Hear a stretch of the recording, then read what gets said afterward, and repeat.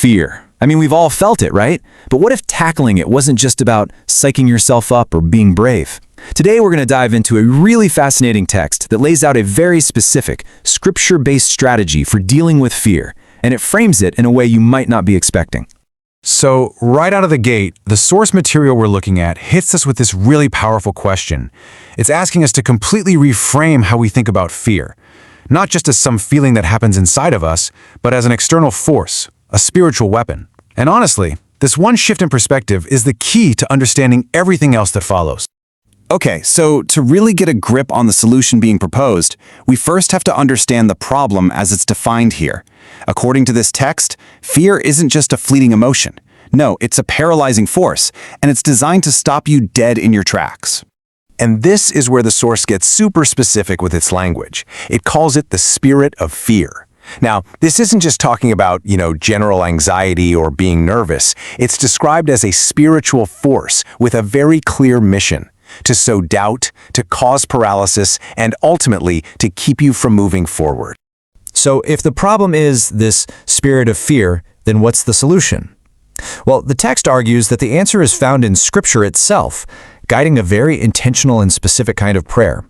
And that brings us to this core concept, word-based prayer. So what is that? It's not just, asking for help in a moment of panic.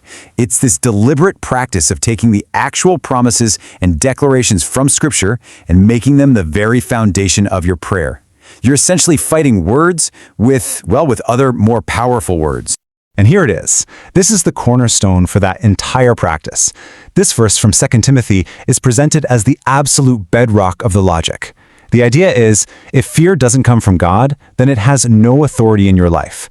Instead, what you have been given is power, love, and a sound mind. That's your true starting point. This chart really lays out the difference perfectly.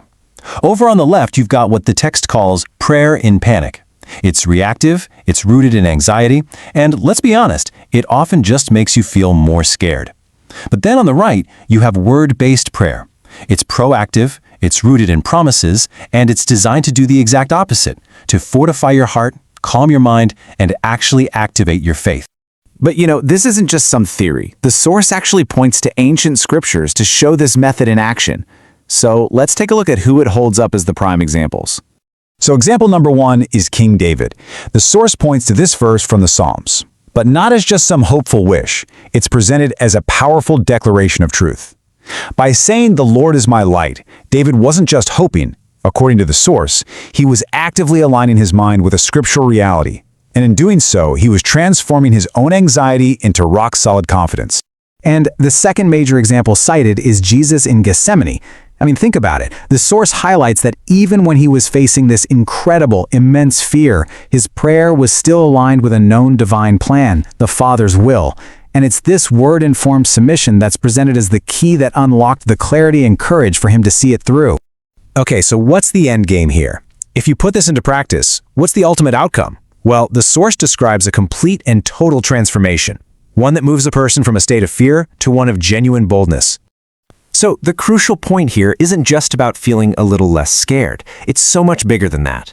As you can see from these points, the promised result is a complete paradigm shift. We're talking about transforming a trembling heart into a steadfast one, learning to resist intimidation.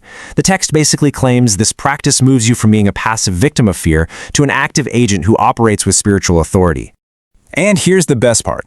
This isn't just abstract theology. The source material doesn't leave you hanging. It actually gives you a practical, step-by-step, how-to guide to make this method something anyone can apply in their own life. And here's the playbook. Step 1, you have to get specific. Pinpoint the fear. Step 2, go find a scriptural promise that directly counters that specific fear. Step 3, declare it. Say it out loud, over and over again. And finally, step 4, memorize it. Make it part of you so it becomes your go-to instant response the second that anxiety starts to creep in.